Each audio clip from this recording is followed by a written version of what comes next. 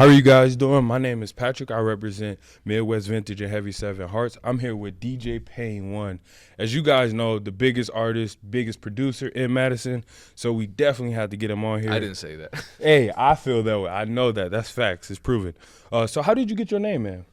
You're just coming right out the gate. Yes. I was a teenager. I started making beats when I was 14. Okay. So I came up with the name Pain of Thought when I was like 15. Yep. Terrible name. And it kind of stuck with me until maybe age 19 or 20. Okay. I was like, this is a terrible name. But I had already kind of established it at that point. So I shortened it to something that I thought sounded better. So now I can't avoid it. But still a pretty bad name. I'm not gonna lie, but it's there. So at this point, it would be stupid of me to even change pivot from that. Yep. Yeah. And I actually seem to kind of pick up your chains. You've evolved. Like your first piece that I seen on Instagram was like a bigger It was piece. unreasonably large. Yes. And then it went to the Payne One. So like, are you a big advocate for jewelry? Or is it I just just like aesthetic? it. I mean, I'm not an advocate for people spending their money in foolish ways. Okay. If it's not a prudent decision. So, nah. But It's life. if you like it, go ahead. It's not really gonna enhance your life. Is it necessary as an artist? Do you need it? No, I don't think so. Okay. What was your childhood like? Great. Yep. Did you grow up with both parents? Mm-hmm. Yep. Yeah, I'm very privileged to have both of them in my life still. Yep. Just with your background, man, I noticed that you have interracial parents. Mm-hmm. Like, how was that growing up? It was, the ironic part? I'm sorry, I gotta address my mother. I'm sorry. People, when I was young and just, riding the bus or whatever, I was always getting told I was adopted. Because because the dynamic is, it was the 80s, early 90s. So interracial relationships weren't, nowadays you look at commercials and there's mixed kids everywhere. Like, oh, it's normalized now. Yep. But then it wasn't, especially when your father was white and your mother was black. So for some reason that threw people off. And I remember the kids that convinced me I was mixed or adopted on the bus were actually mixed themselves. But in my 5-year-old mind, I'm like, my mom's been lying to me. Yeah. I gotta be adopted because the kids on the bus told me that. So I put her through hell with that. And is it because I did do a little bit of research. You had longer hair. So like, Right. as in like your hair texture, it may have not looked as. My hair texture has changed too. It's the weirdest thing. I had really thin hair and then it just became, that's why I started shaving it because it was just hard to manage. So did you grow up playing sports? No, not at all. So what were your hobbies growing up?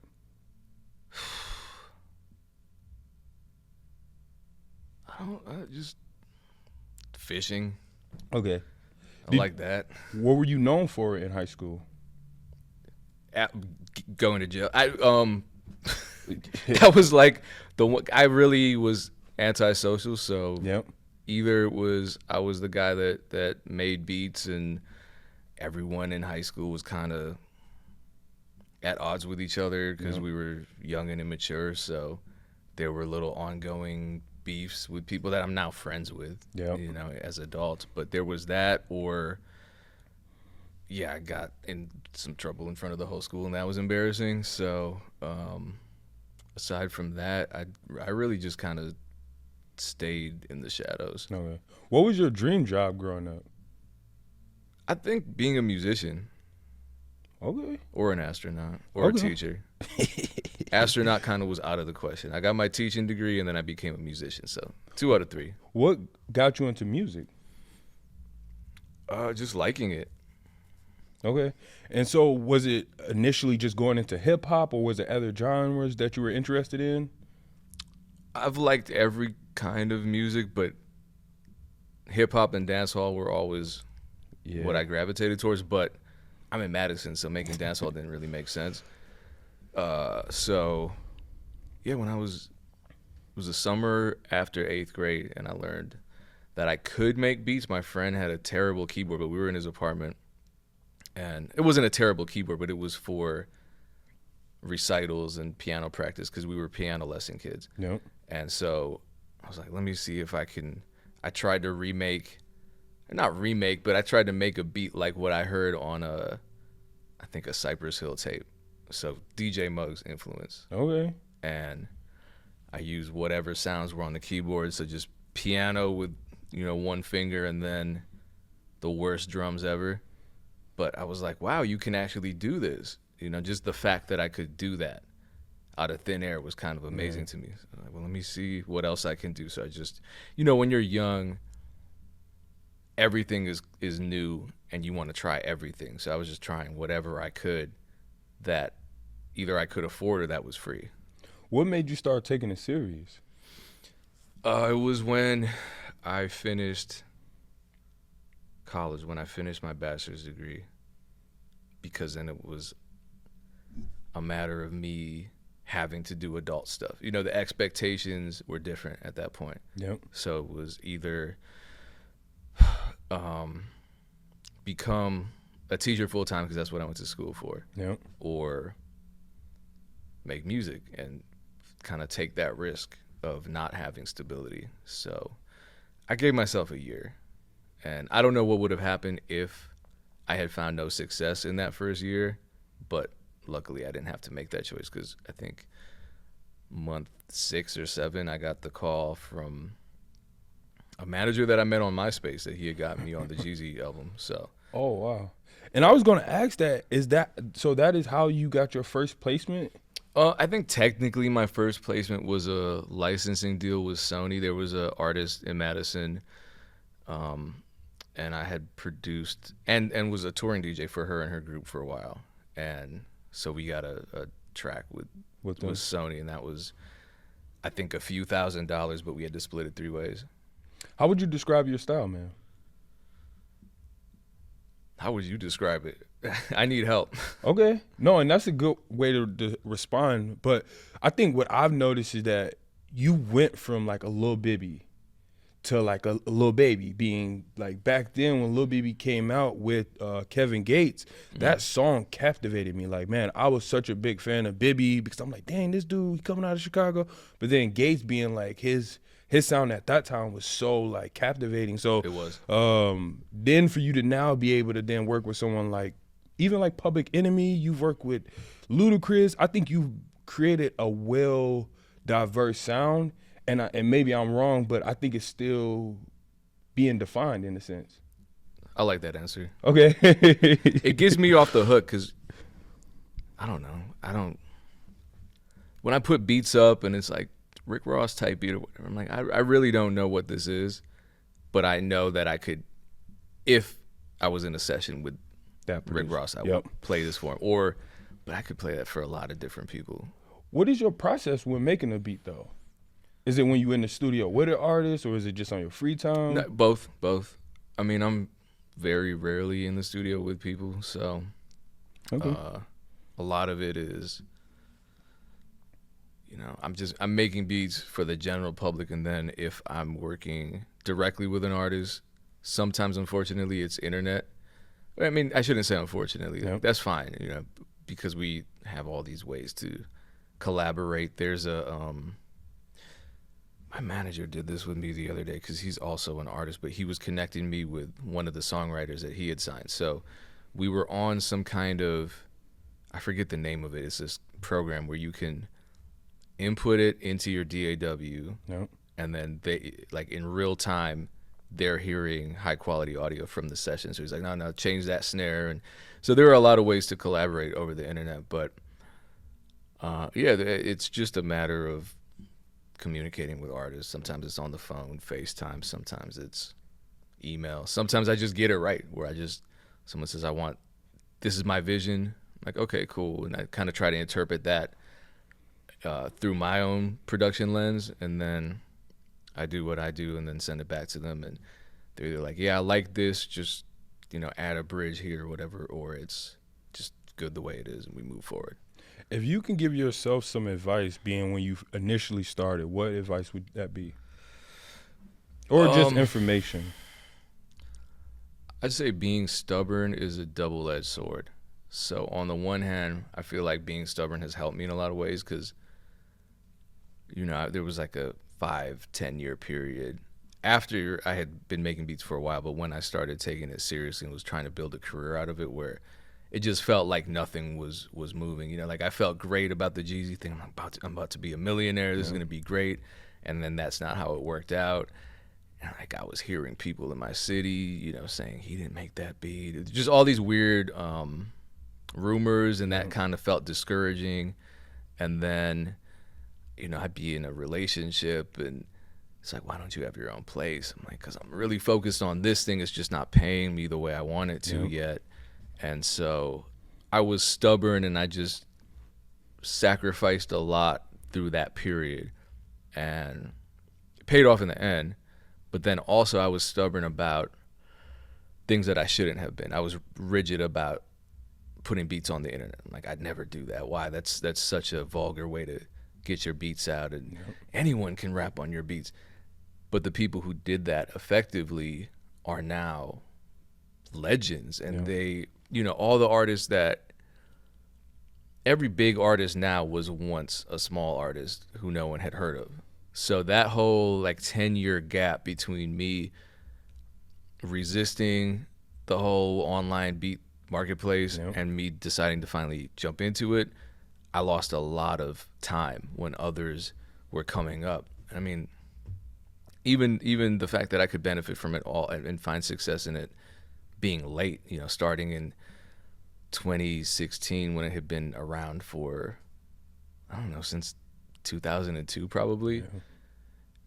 I just think, wow, if I had started just 5 years earlier, what kind of difference could that have made in my career? So I think just it's good to be stubborn, but be selective about, what you're going to choose not to be flexible on.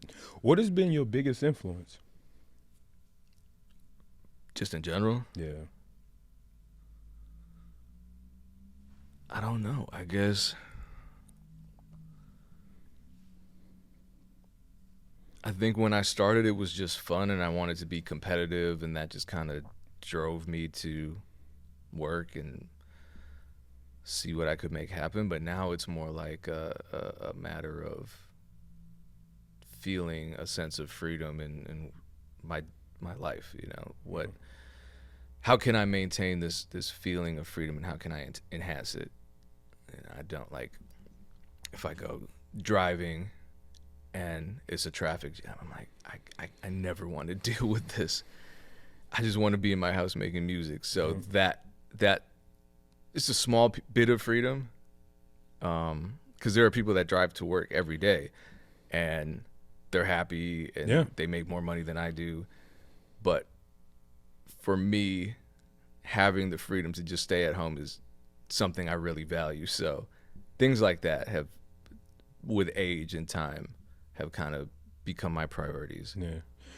What is the experience of working with artists like Young Jeezy, Public Enemy, Ludacris, Jeremiah? Like,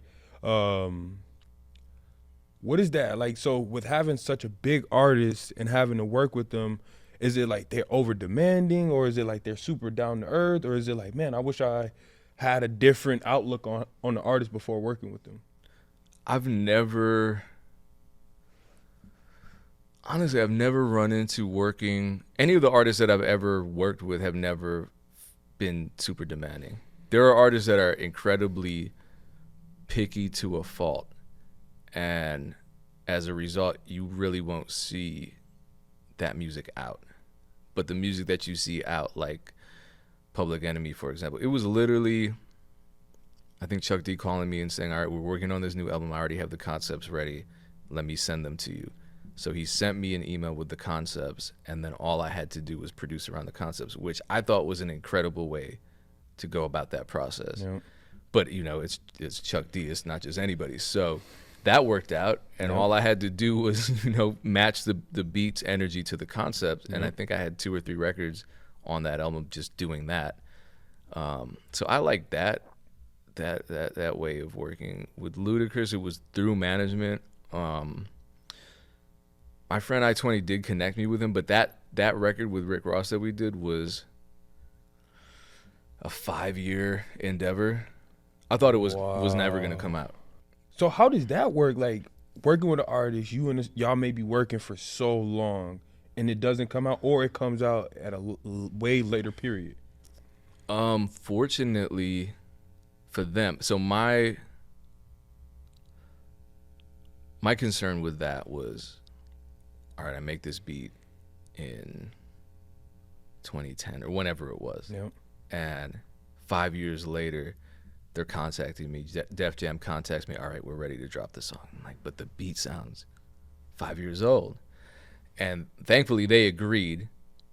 I didn't bring it up because I'm just like, okay, maybe it's, maybe I'm just misjudging my own beats. Like, what do you think about updating it? We think it feels kind of old. So then I was nervous. So I'm like, pressure. Yeah, but I was also excited because they sent me the vocals. They're like, all right, produce around these vocals. So I heard the record before anyone else did, which usually doesn't happen. And I started producing around it. I called my friend Memory, and I was like, I need you over here because I recorded this bridge for the Rick Ross part, and I need guitar on it. So he came over. We actually made a YouTube video where I kind of showed what we did. Because I was excited. I'm like, wow, Def Jam is trusting me to produce, because they don't know me from a can of paint. Forget that I've worked with Jeezy. It's probably a whole different team of people around Ludacris. So the fact that they trusted me to do that, it was intimidating because I'm like, I can't mess this up, but it was exciting because finally I got a chance to really produce. It wasn't just they rap on the beat, call it a day. So I sent it back, and then I heard them say, yeah, we don't like the new version. So I was like, damn, all right. Wow. Okay, let me know then, because I can change it. Don't hear back from them. If they send me the money, the song comes out, it's the new version. Wow. So I don't know what actually, because I like the way it turned out actually, but who knows? There are so many different people involved, and it's not like I was on the phone with Ludacris. I was talking to, I don't even remember what their role was at the label. So you have so many people involved in a project like that. And I was gonna ask, man, so what is it like dealing with these record companies, management, and all of these moving parts, and you just love the music, right? So like, there's the business side of everything. How do you deal with that when you maybe didn't get in it to maybe have to know how to communicate with different people, being able to keep your business all straight?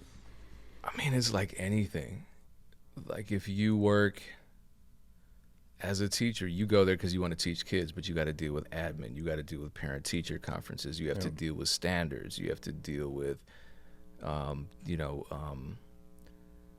co-teachers, student teachers. If you're in that position, you have to deal with student events, student orgs. There's a lot that comes with it that you didn't anticipate. So I think every job has a lot of unanticipated challenges. So I just look at it as a challenge that there's a solution to. It's a job at the end of the day, and people kind of look at it as not a job until they're in it, and then they realize, wait a minute, I got to deal with logistics. Labels have HR departments. Yeah, it's the same thing as everything else. So sometimes people who work a traditional 9 to 5, they got to see HR because their paycheck is late or there's a discrepancy. Same with us. Yep. So what is the pros and cons of being a producer? I don't really see too many cons, but yeah, I mean, I think the pro is the freedom that comes with it, because it's a lot of fun. So it feels, I just turned 40. I feel like I'm 17 half the time. Yep. Because I'm making music. Yep. And if you have a fun job and you work for yourself, and I think virtually all producers work for themselves, you take a lot of pride in your own ownership. I think all small business owners feel that way. Because even if you fail, it's yours. When you work a traditional job, you'll be working with a coworker or something like, man, they're messing my whole day up. Yep. I started working on something, they came and messed it up, or a supervisor came and messed it up. So it just feels like a loss of control over a situation. It's a lot of frustration associated with that. And I don't think I feel that way often, unless someone really messes the situation up, which, you know, it happens. Yep. But you can just say, you know what, I'm never working with that person again. You can't really do that at a more traditional job. Is there any pressure being a producer? Oh, yeah. Because the other thing, the flip side of that as a entrepreneur is if you don't make $1, no one's going to pay you $1. So no one's contributing to your 401k. No one's contributing to your IRA. No one is putting you on salary. You have to find every cent that comes your way. And that's kind of I think that's what discourages a lot of people, because it doesn't feel stable. And, you know, the reality is no job is stable. If someone else is paying you for your job, they can always stop. Yep. If you're getting money on your own, well, that can dry up too. What are you adding to the Madison music scene? Or in the bigger sense, the music scene? I wish I had stats, because I'm proud of what we're doing at my nonprofit Urban Community Arts Network. So I wish I had, because I'm the treasurer, so I'm the one writing checks to the artists. Yep. So anytime we have an artist come into a classroom and work with kids, we write a check. If they perform at one of our events, and our events have gotten great, thanks to Rob Dees and Karen Reese for really and Tyler and Moises and everyone involved in the nonprofit. Corey, the Madlit stage looks amazing, and we're on, like, I think year 2 of a really great operation. Before, we were just literally in the street. Now we're in the street, but we're on an elevated platform with amazing sound. Yep. So for me to be able to write a $200, $500, $1,000 check to an artist from Madison is amazing. Yep. And, you know, because no one was doing that for me when I was first starting. And so I feel like that, I'm not necessarily saying it's a contribution, because all we're doing is creating a platform. We want the artist to come. Yep. But it's me being one of the many moving pieces in the local music economy. As an artist, how do you make connections with other artists, or even a producer like yourself? I think it's just like anything else in life, you know. People get jobs because of who they know. And music's the same way. I think more so in music, your reputation is really important. Your brand's also important. You know, if you're available, accessible. Like, there are some musicians who are like, I don't even use social media. Like, okay, you're basically invisible to most people in 2024. So making yourself visible, but then also making yourself accessible to the average person who wants to reach out, and then delivering good work, being professional, that kind of, all that stuff helps. And I think people underestimate that. Just like showing up somewhere on time, or following up if you need to, or having your information on hand. Yep. And a lot of people just don't. A lot of people, you try to contact them, you never hear back from them. You ask them a question, like, hey, what's your IPI number? I don't even know what that is. Like, oh, man. Do you need a team to be successful, or could you do it by yourself?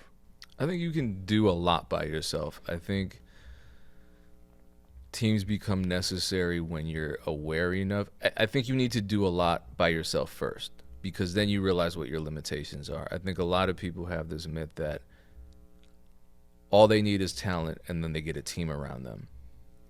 But if you have a team around you, you have to be a leader. Not everyone's a leader. Being a leader comes with experience, knowing what is necessary for your particular mission. And a lot of us artists don't even have a clear idea of what that means to us. So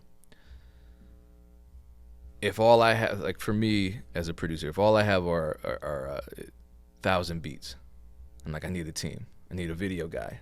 Well, what am I going to get the video guy to do? I have no idea what the landscape requires. I need to research that. Wouldn't I rather try that out myself to figure out what I need, so that when it comes time to incorporate the video guy, and I can say, all right, this is the type of content that I want to shoot for myself. How can we make this happen? Yep. Same with management. You know, I need a manager. Well, for what?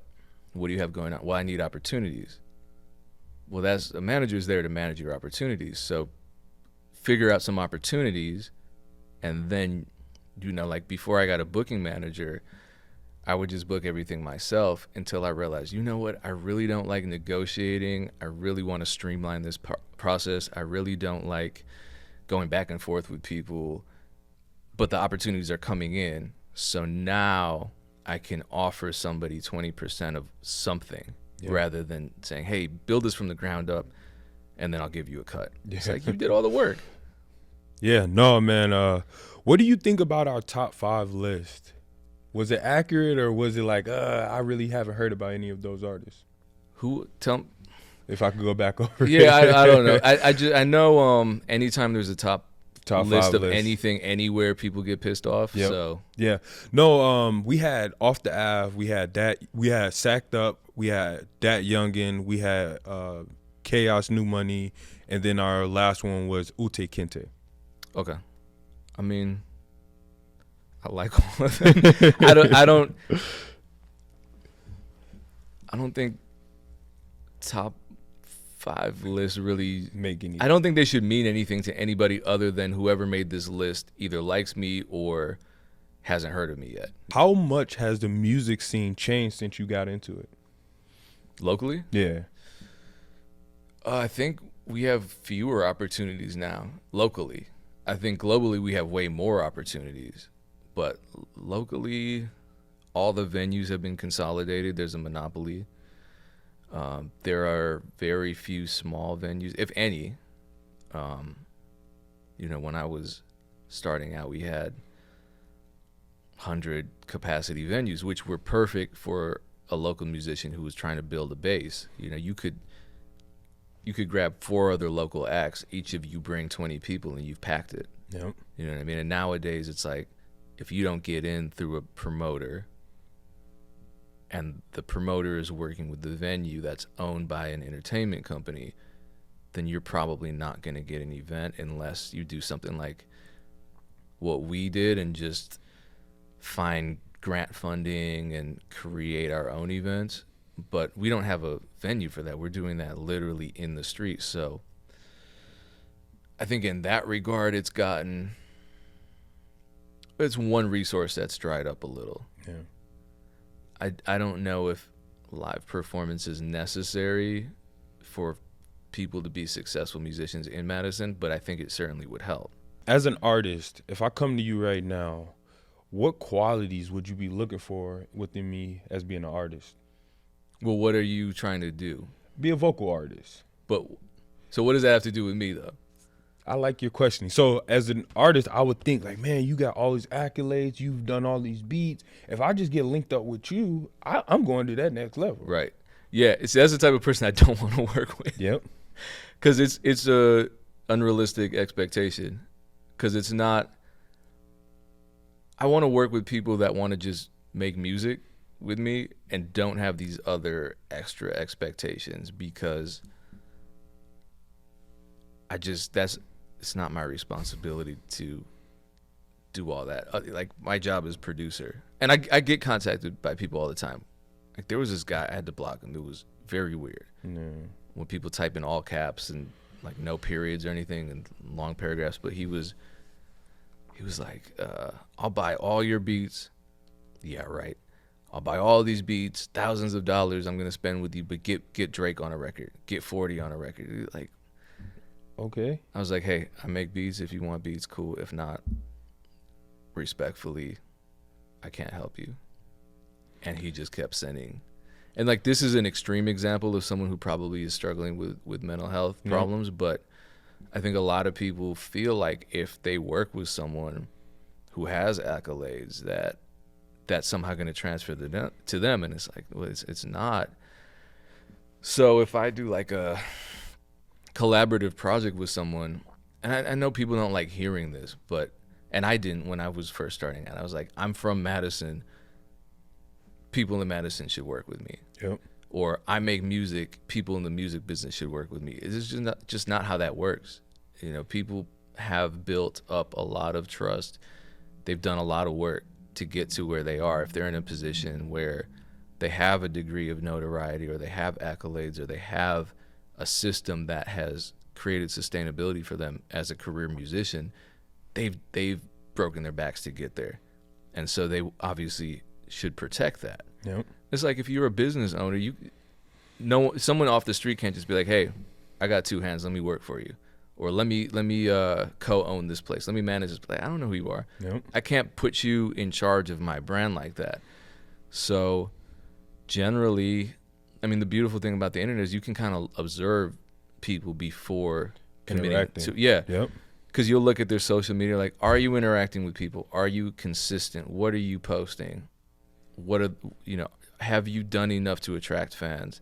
Have you made terrible mistakes? Are you making terrible mistakes? What are you posting? Are you posting, ugly stuff?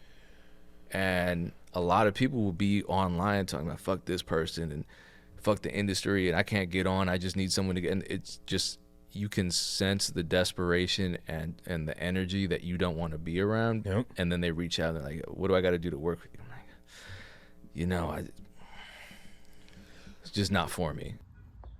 This video is sponsored by Heavy 7 Hearts. Everything is one of one or exclusive. Our mission is to change the world one trend at a time. If you go to our website, you will see Proud to Pay. This item is for all of our customers that want to support us in our mission. Thank you guys, and we appreciate you.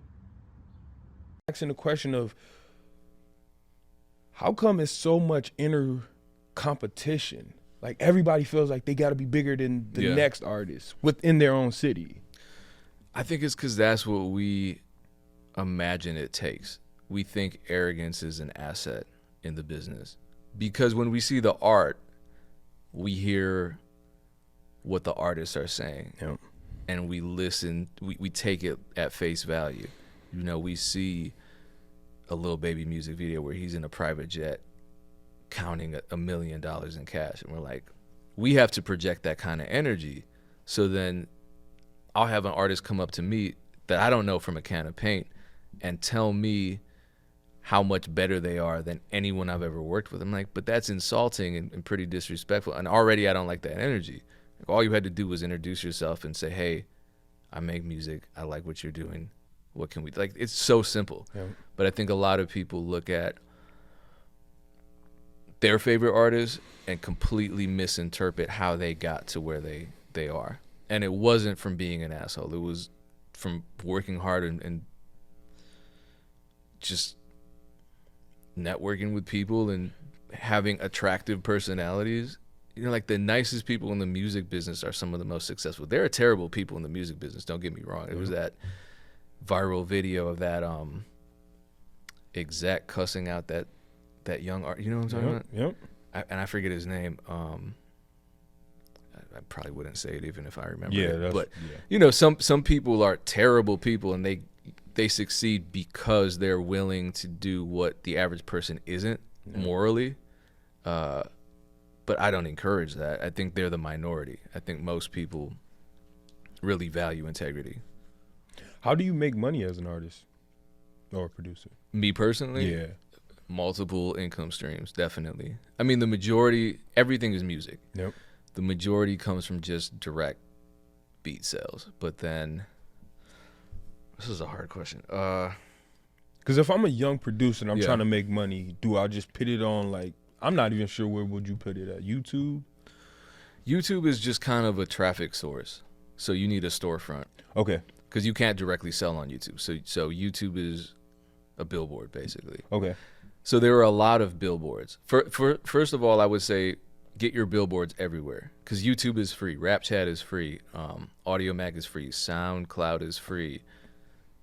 There are all these different apps out there that you can upload your beats to for free and then direct people to your stores if they like the beats. They're demoing them on their phone. They're more invested. So I'd say get the storefront, start advertising, pretty much get your beats anywhere there are people who might want to listen to them.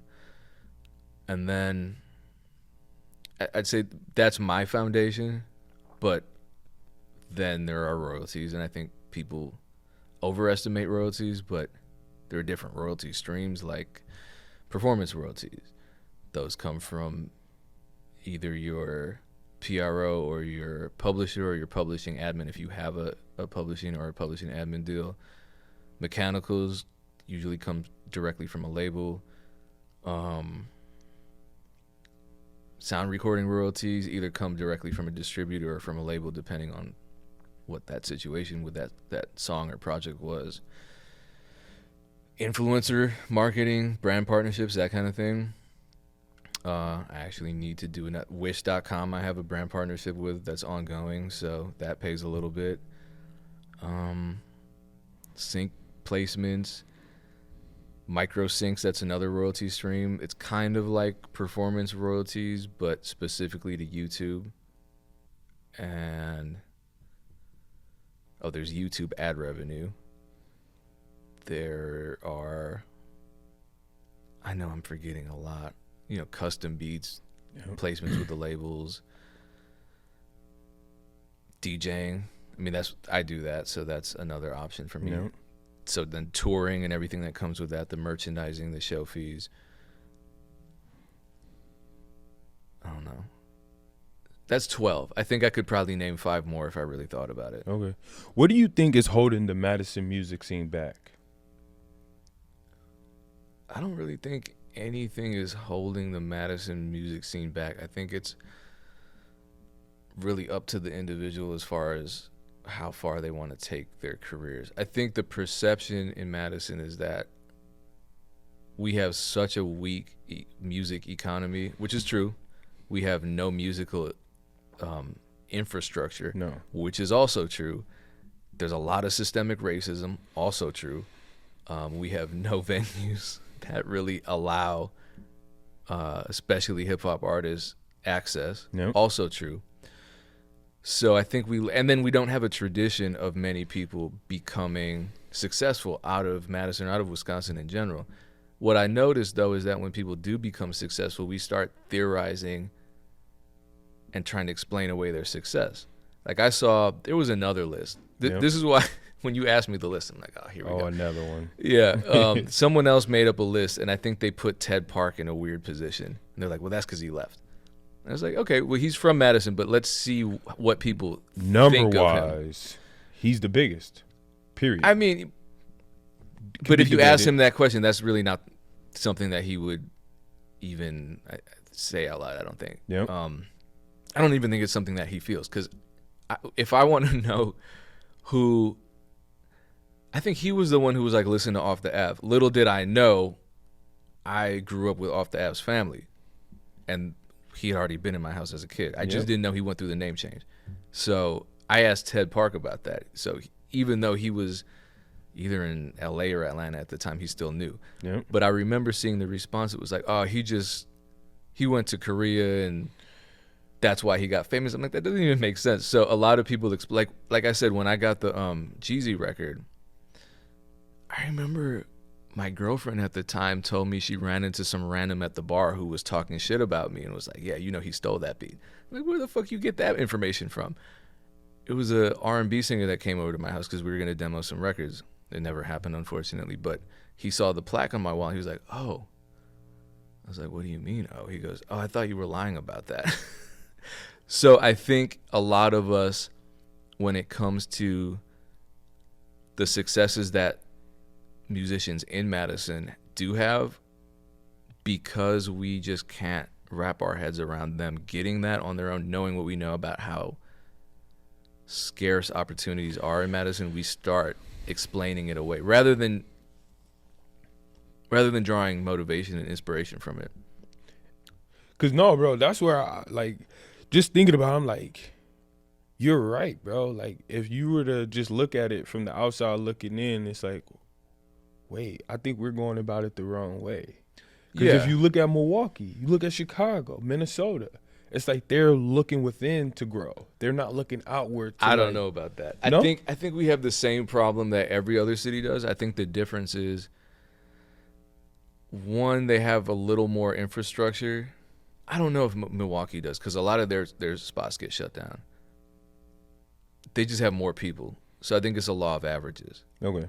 And even in Milwaukee, like I know a lot of artists in Milwaukee, and they have the same complaints about their local scenes, where it's like no one wants to help anyone, no one is unified, and they're like, well, we got to look at Atlanta, and I bet you if you ask enough artists in Atlanta, they will express frustrations too. But from the outside looking in, maybe that's wrong because I really like Atlanta. I think there are different type of people down there, but that's just been my experience. I don't know, but I think everyone has their frustrations, and the fact that Madison has a smaller scene, what affects other cities less.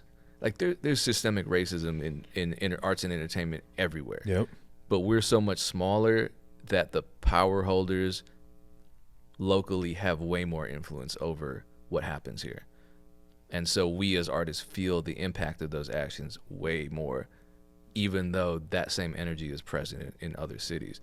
So I think there's something to it. I don't want to say it's all in artists' heads, but recognizing what the obstacles are shouldn't be the same as just giving up. How would your family describe you, man? Which member? I'll probably just say a general statement of you. My family likes me. No, I think they would say I'm a sarcastic, loyal, hardworking, loving, difficult person. If you had 15 seconds to talk to the people, what would be your message? Just anybody? Yeah. Right now, I would say stop the genocide. Who do you make music for? I think it depends on what I'm making.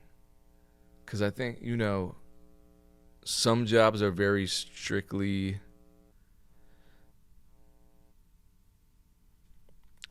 I don't know. There are different purposes for everything. Yeah. Like if I'm working with Ted Park, for example, I know his fan base to an extent. So I kind of have them in my head, just in the background, subconsciously. I know I've seen some of their faces at events. Same with Soul. We've toured the world together, so I have an idea in my head who those fans are.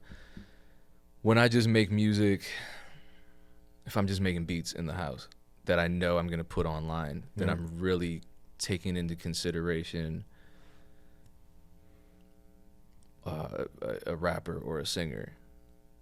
Not necessarily anyone in particular, but just kind of keeping in mind, a little drop. They'd like that. That's cool. That adds to the dynamic. Or, oh, this chord change here at the end. That provides a lot of suspense going into the downbeat, that kind of thing. But I think in general, I don't know, if I'm being honest, the spirit of music, I would love it if the musicians that I looked up to growing up were proud of me. That's a cold statement, bro. That's cold. And some of them are. And so that means a lot, and I don't take that for granted. What do you think people misunderstand about you? A lot. I think I'm very direct. Maybe I misunderstand people. And so for me, I feel like if I'm direct and honest with people, that's a respectful way to communicate, and other people don't feel that way sometimes.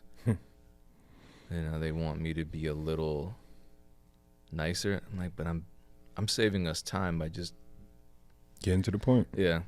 What are some skills that helped you become successful? Being stubborn, wanting to learn all the time. I think the beautiful thing that was really helpful to me was that I transitioned from a really rigorous schedule. I was working 3 jobs and I was a full-time student, and then I transitioned right into music. So I was used to just not having a social life. I was just used to working. So one by one, when I was quitting those jobs and when school was no longer a factor, it was like suddenly I could fill 65, 70 hours a week just with music. So I took that seriously, and I think the fact that because I'm still that way. You know, I wake up, it's music.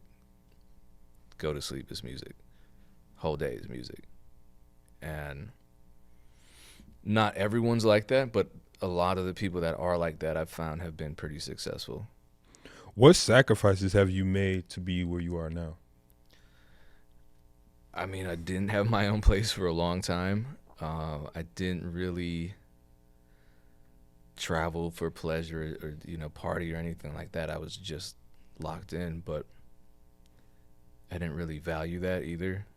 So I wanted the music career. I wanted to make it work. I was stubborn. I didn't want to give up. And, a lot of people do because it's tough. and I understand that.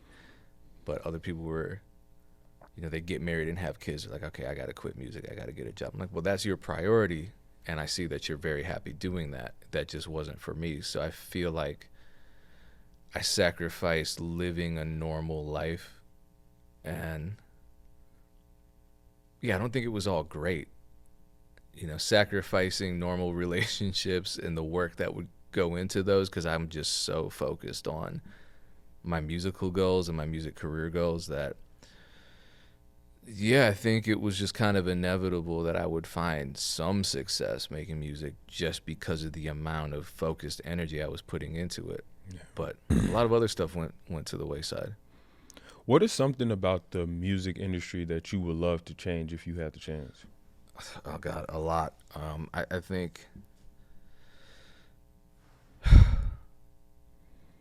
I think the way all of these deals are structured, I think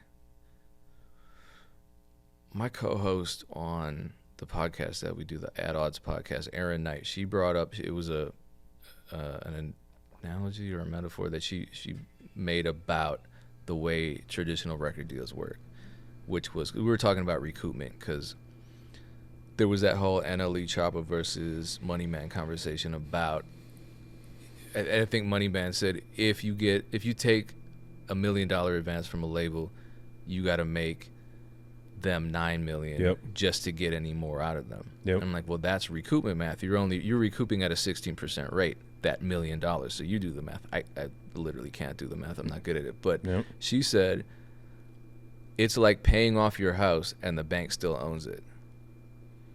Wow. So I was like, yeah, you're right. The labels traditionally own the masters because they had the resources to create the master. You would have to go to their studio. Nowadays, I think they're evolving, but to give you a counterexample, when Ted and I had Hello and Capitol Records came and got it, like, they paid a pretty big advance, in my opinion, for that single. Yep. But there was a reversion clause in that agreement, so we own our masters still. They had them for a period of 5 years, I think. Yep. So we got them back. I'm cool with that. Why aren't other deals structured that way? Why, if you've fully recouped your advance, why don't your rights revert back to you as an artist? And now with streaming, the labels did deals with all of these streaming platforms, because the streaming platforms know they need the labels. The labels have all the music people want to listen to. Not all of it, but the majority of it. Yep. So without them, the streaming platforms aren't making money or attracting new users. So the labels held a lot of power. And like someone like Daniel, like, he doesn't care. He just wants the money. So the labels negotiate with them and say, you know what? Every streaming royalty split goes mostly to the master rights holder. And the labels know damn well they own all these masters. So they're making a killing off of streaming. $1.5 million an hour, I think. They're making billions of dollars a year off streaming. Yep. And artists are complaining that they're not getting anything. A cent. Spotify is changing their threshold. They won't pay master recording royalties out unless you hit 1,000 streams sometime in 2024. So for artists, would you recommend them to put out a single? Because then you can own it and you can really master that, or put an album out where maybe the label has to be involved for the rollout, for all of the things that you may need for that album. I think if you can prove, the one thing I'll tell artists is build a community of fans. Don't look at at fans as just numbers per se, because a lot of people are like, oh, I just want a fan. They're going to support me forever. They're not. You got to give them something. So create a community, create something that feels more like a family where you're constantly communicating with them, figuring out what they need, finding out from them why they even gravitated towards your music to begin with. And then that should inform you as a human, but as a musician, as a brand as well. And once you build that community, you can take that community anywhere. The way I look at it, if we're just talking strictly about money, because that's a concern for a lot of people. They can't quit their job and just become an artist because they're like, I got to get a record deal. I got to be Drake. I got to get a $400 million deal. It's like, no, you don't. If you have 100 fans that you can get to spend $100 on you just throughout a year, that could mean they're spending $10 a month on your Patreon, whatever it is. That's $10,000. All right. Great, you just made 10,000. What if you had 1,000 fans doing that?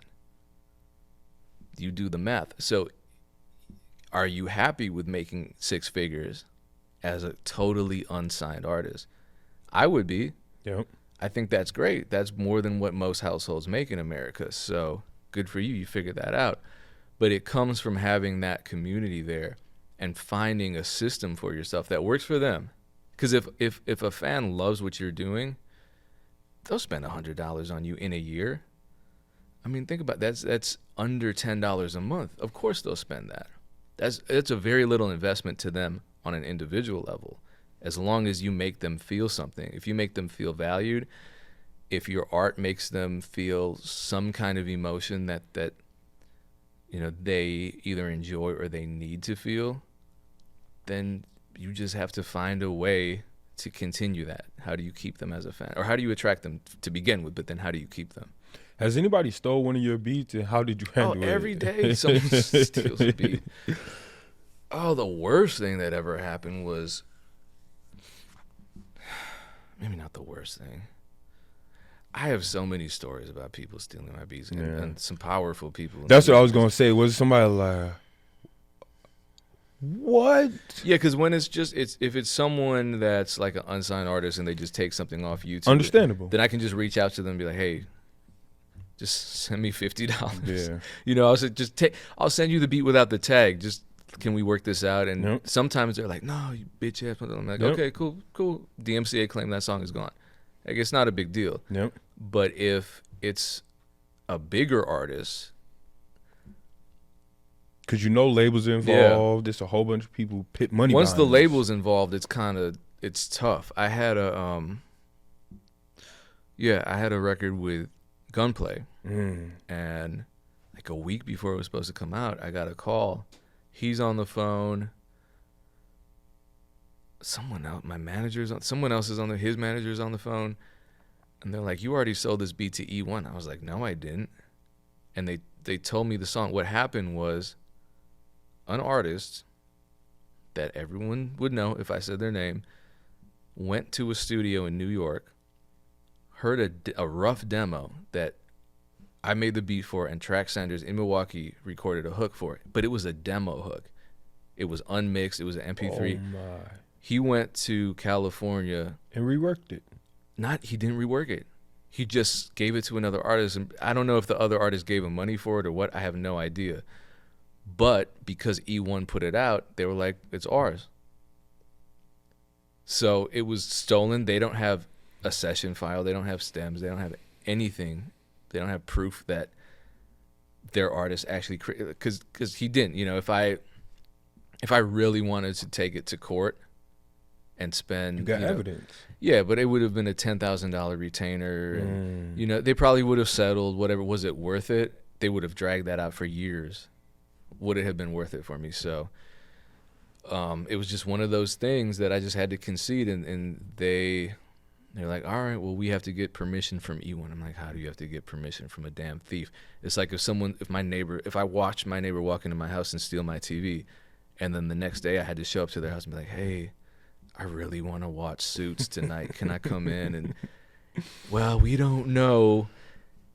It's crazy, right? Yeah, man, that is wild. And how did you kind of handle that? Being like you had one of your a song that you're I was mad. Working. I'm ready to go to war, but then I realized, well, you need resources for war. Do I have the energy to do this? Yep. You know, and I'm mad. I'm like, fuck you, one. And but I'm on the phone and Gunplay's like, yeah, I'm familiar with this artist. Okay, well, we're gonna work it out. I'm like, oh, he's not mad. Okay, I'm calm now. Wow. That the song's still coming out. Okay, cool. That's God, man. That's really God. How can people find you on the internet? DJ Pain 1, everything. I made it easy. I'm gonna end off by saying, man, how important is nonprofit work for you? Very important. Yeah, I mean, the fact that I was a teacher first, and I fully planned on being a teacher as a career, and then I pivoted with music. But the fact that I can do some of that work still is really a privilege. So, you know, again, shout out to not just my nonprofit, but any of the nonprofits that I work with locally. Yep. And even if I don't work with them, I know they're doing amazing work. Like I just did the Revitalize event for the Black Men's Coalition. Yep. So just hearing about the housing initiatives that they're working, I'm like, that's amazing. We need that. And given that I've lived decades in Madison, I appreciate any efforts for the community in Madison. It's tough out here. My family, the people that I grew up around, the adults I grew up around, were very heavily invested in community work. Yep. You know, I'm like an Urban League baby. My mom worked for the Urban League. She worked for Centro Hispano. She worked for a lot of these companies. My dad was doing activism. He was working. He was a bus driver. He was involved in the union activism. So that stuff has always been close to my heart, and definitely appreciate all the members of the nonprofit that we founded. How can listeners support that? UCANMadison.org. And then it's just UCAN Madison everywhere. Madlit is our summer music festival. So really, I mean, the easiest way to support is just show up. Okay. It's free. Do you have any 2-year plan or anything that you're working on right now? I did. And then you reach that goal, and then you just set a new goal. So my goals are kind of crazy right now. Okay. But I'm definitely, like, I feel like right now I'm at this stage of really reconceptualizing all of my entire life. And just kind of looking at my career trajectory and revisiting my priorities. Because you've been going for a long time, bro. But I always change my priorities. That's the thing. It was, at first it was like publishing deal. I got to get that. You know, there's really only one way to get a big publishing deal, and that's through getting a lot of major placements. Yep. And I was like, this is kind of draining my soul right now. I need something a little more sustainable. And then it was the online beat thing. And I really immersed myself in that, found success in that, found stability in that, surprisingly. And now I'm like, okay, let me zoom out. How can I guess I just need to have that internal conversation and just put pen to paper and figure out what I like. Writing stuff down. What are my priorities right now? Do I want to change these? If I want to change them, how can I change them? What do I do moving forward to make sure that I reach these benchmarks, that kind of thing? I want to say thank you for your time, man. I really appreciate this. This is DJ Pain 1. If you need anything, I want to say, from a beat to just creating a vibe, he's definitely the guy for it, from the biggest to the smallest. Check him out on all of his platform, guys. Thank you, guys. I represent Midwest Vintage and Heavy 7 Hearts.